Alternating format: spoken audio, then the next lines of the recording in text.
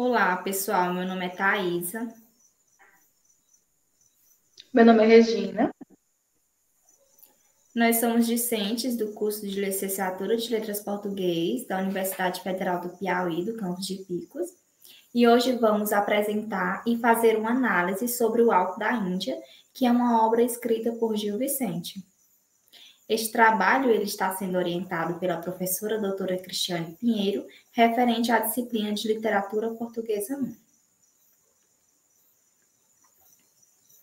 Bom, primeiramente vamos iniciar fazendo uma apresentação desse auto.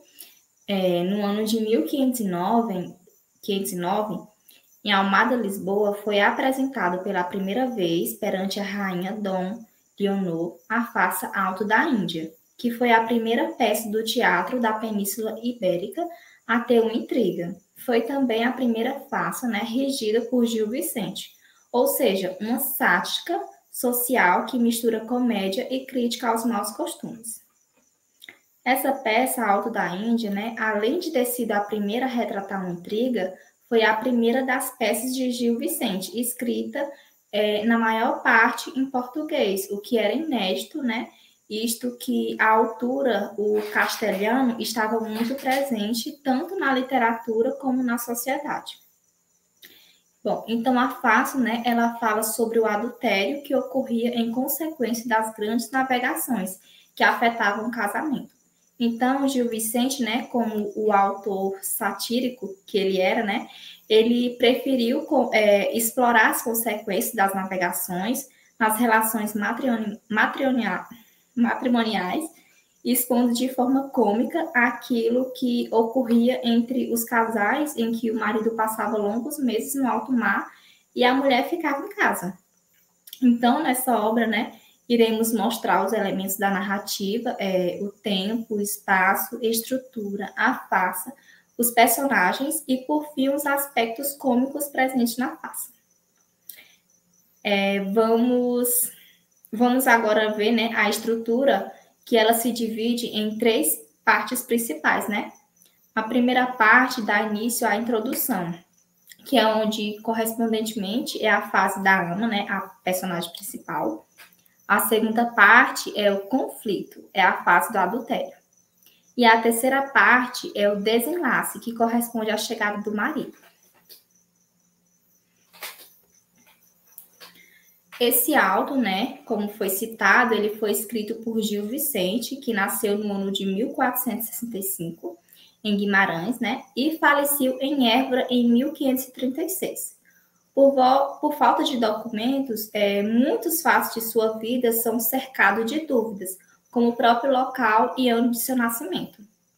Então, era considerado o pai do teatro português e foi representalmente o principal da literatura renascentista de Portugal, antes de Camões. Criador de vários autos, e é considerado o fundador do Teatro Portugal. Bom, embora ele tenha vivido em pleno Renascimento, o Gil Vicente também incorporava elementos populares na sua escrita, influenciando a cultura popular. Ele não se deixou impregnar, pelas concepções humanistas, ele retratou através de suas peças os valores populares e cristãos da vida medieval. E seu teatro, ele se caracterizava, por ser primitivo e popular, embora tenha surgido no ambiente da corte para servir apenas de entretenimento nos serões oferecidos ao rei.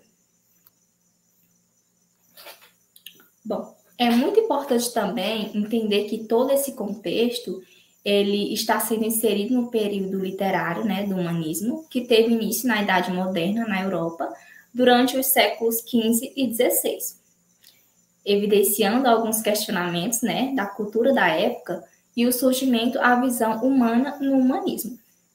Então, como principais características, nós vamos ter o cientificismo, que fez com que houvesse o afastamento dos dogmas na Igreja Católica e que possibilitou um desenvolvimento no campo das ciências.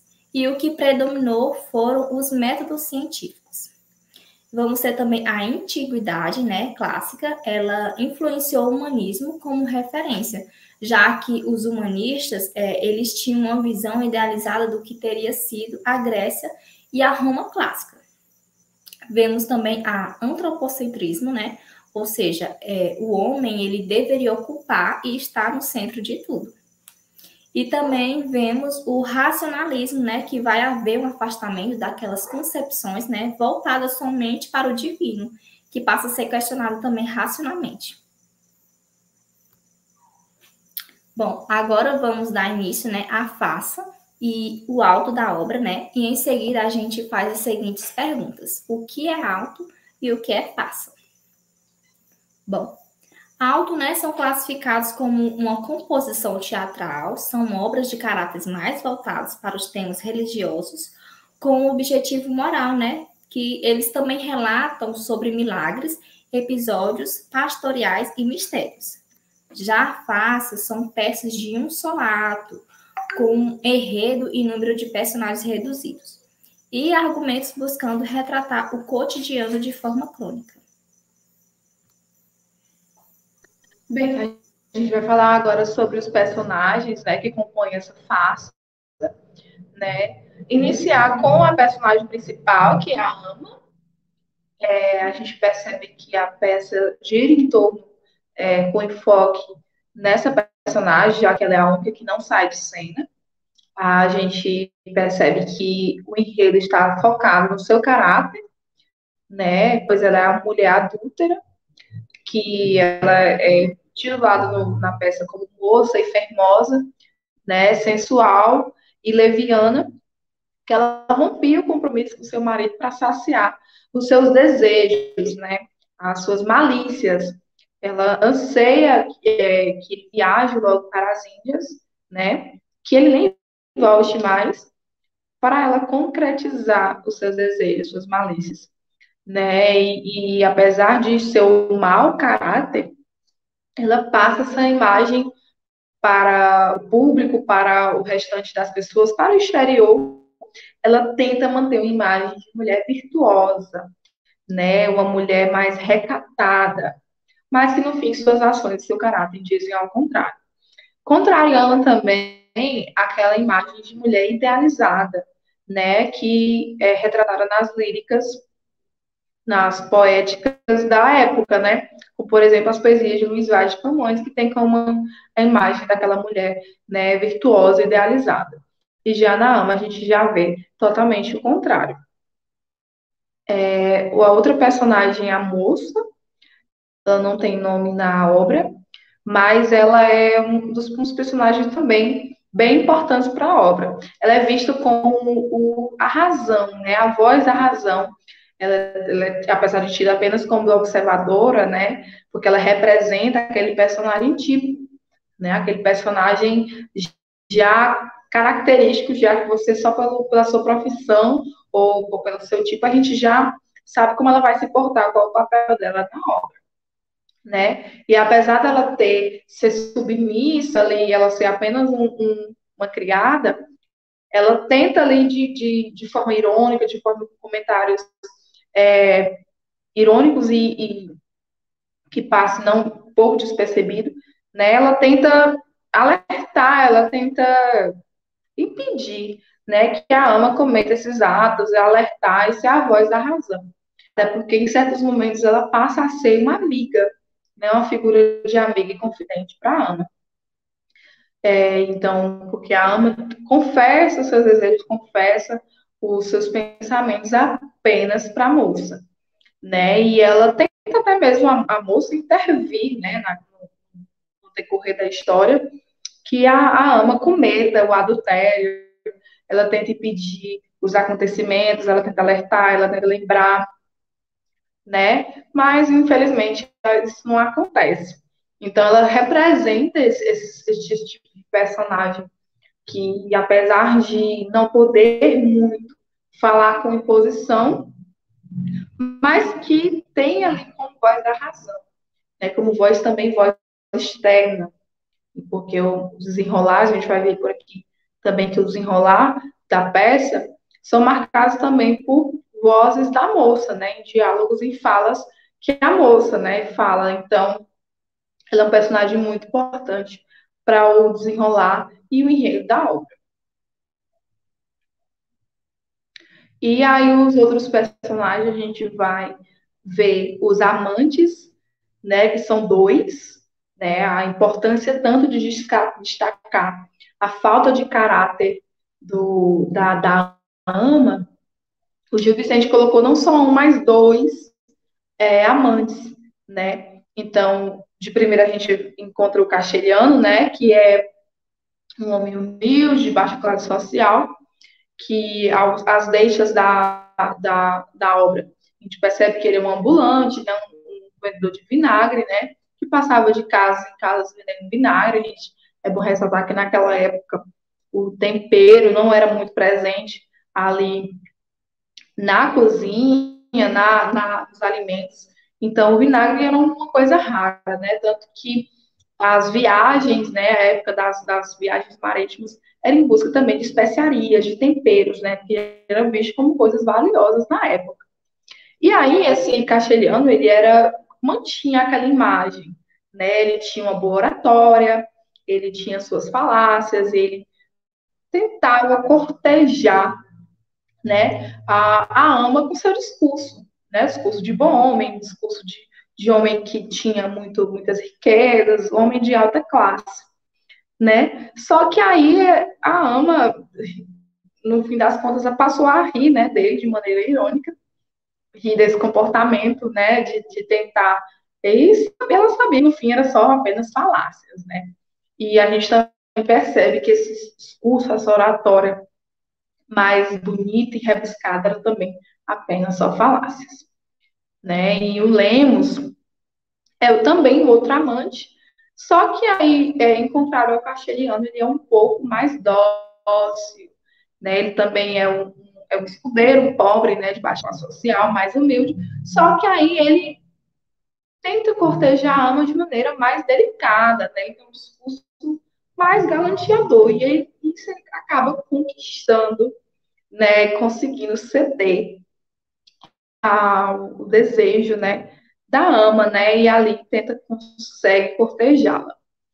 E a gente vê essa diferença dos dois, mas os dois tentam cortejá-las com mentiras, com riquezas, né, percebendo também a ausência do marido, né, este que é um personagem que, apesar de não aparecer muito, é muito importante para a obra, já que toda a ação se desenrola por causa da sua ausência, por causa da sua viagem, né? Ele navega para as Índias, ele representa esses pescadores, esses marinheiros que iriam nessas grandes embarcações bem conhecidas, né, para as Índias em busca de especiarias, em busca de riquezas.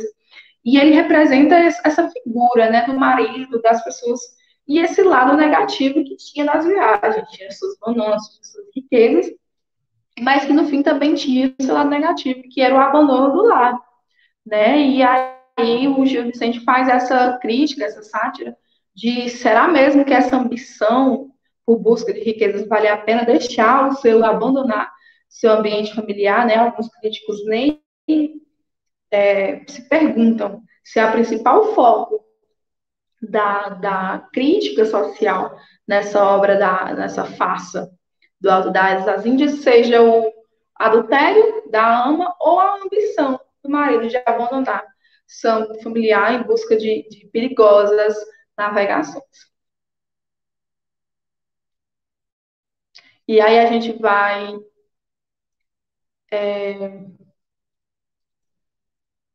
pode passar. A gente vai delimitar o espaço e tempo, né? O espaço que se passa na obra é apenas mesmo na casa da ama. A gente percebe que o Gil Vicente quis reduzir o espaço em um lugar só, até mesmo para facilitar, ser mais acessível para essa peça ser apresentada, né? Apenas o espaço, apenas ali um cenário. Primeiramente a cozinha, vamos falar da cozinha, né? O espaço que é onde o Lemos se esconde, enquanto lá a ama vai falar com o castelhano. Temos o quarto, que é um dos principais ambientes em que a ama faz suas confissões ali para a moça, né, para sua criada. onde acontece o adultério. E tem também o quintal, que é onde o castelhano espera por longo tempo a ama que ela não atende, né? Que ele fica ali esperando por um bom tempo, que acaba tornando até de maneira cômica aquela espera. E temos o tempo do que acontece ali a obra, né? Que é, a gente tem essa impressão de que na peça, né, como se fosse 24 horas, né? O marido viajando na madrugada, após o decorrer do dia, ela conhecendo o Lemos, o castelhano, né? À noite consumando o adultério, e pela manhã de novo o marido voltando, mas só que na verdade são 3 anos. Isso a gente vê pelas deixas na fala, por exemplo, da moça, né? Que ela diz: Leixou-lhe para 3 anos trigo, azeite, mel e panos, né? Que são pães. Então, é na fala da moça que a gente percebe que o marido viajou por 3 anos. Ou seja, de sua ida até sua volta, se passaram esse tempo de 3 anos. Então, a peça não acontece em 24 horas, mas sim aqueles acontecimentos, aquela história toda se passa por 3 anos. A gente só percebe isso pela fala mesmo, deixadas ali pela moça.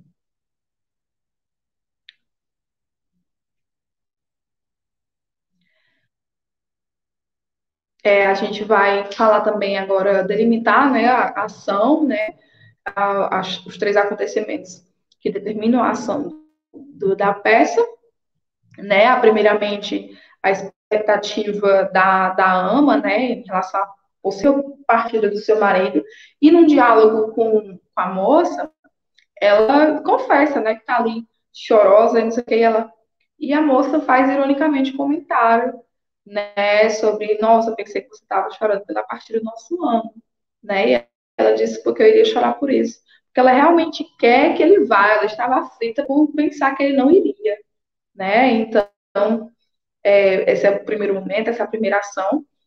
A segunda ação é a fase do adultério, né, a fase que realmente se consuma, né, os que ela mais desejava, os desejos ali mais maliciosos, e entra também é onde a parte que entra o Castilhamos e o Lemos.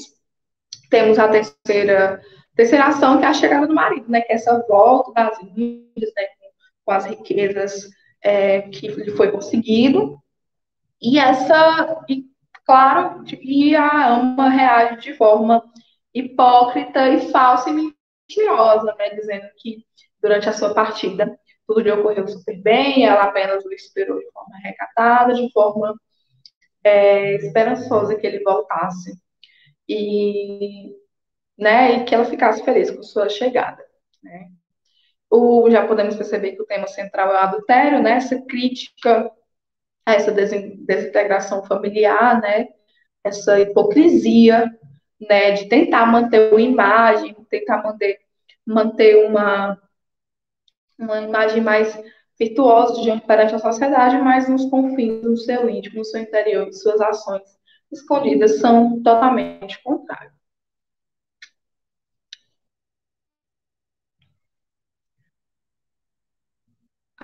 Aí a gente vai ter o desfecho, né, sobre o desfecho da obra, o que justamente o que a gente já falou aqui, né, que apesar desse comportamento imoral, ela sempre procurava manter essa imagem, né, que ela realmente só confessava para a moça, né, para sua criada, seus desejos mais sombrios, mas diante do marido, diante até mesmo dos próprios amantes. Ela mentia, né, até pois aqui um não sabia da existência do outro, né, dos dois amantes.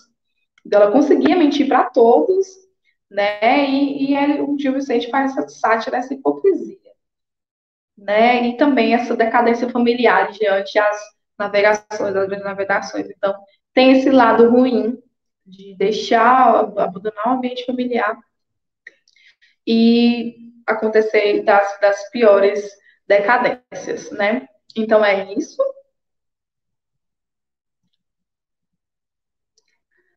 Essas são nossas referências e nosso muito obrigada.